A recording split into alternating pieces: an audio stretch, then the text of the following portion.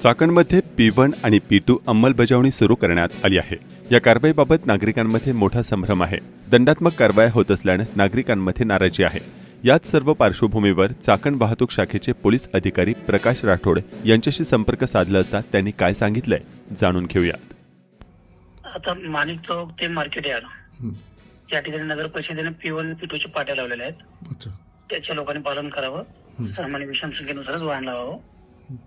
महात्मा फुले चौक ते आंबेठाण चौक त्या ठिकाणी सुद्धा P1 P2 आहे.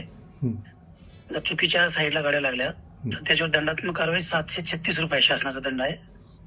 त्याचबरोबर एसटी स्टँड चाकण जो बसस्थानक आहे त्याच्यामध्ये लोक बेकायदेशीर 2 व्हीलर 4 व्हीलर गाड्या लावून निघून जातात, ज्याचा त्रास सामान्य नागरिकाला आहे, एसटी वाहतुकांना आहे.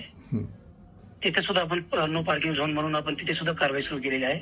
हे सर्व जनतेच्या सोयीसाठी आहे, ना की जनतेच्या कुठल्या त्रासासाठी नाही. जनतेने ह्या गोष्टी समजून घ्यावं की हे जे काही शासनाची सुविधा आहेत, जे काही दंडात्मक कारवाई हे बाकी सामान्य नागरिकांसाठी आहे. काही लोक खोडसाळपणाने वाहन लावून निघून जातात, अरेरावीची भाषा वापरतात, व्यापाऱ्यांना सामान्य नागरिकाला अरेरावीची भाषा वापरतात. हे होऊ नये म्हणून आपण ही शिस्त लावतोय. हे फक्त जनतेच्या सुख सुविधेसाठी आहे.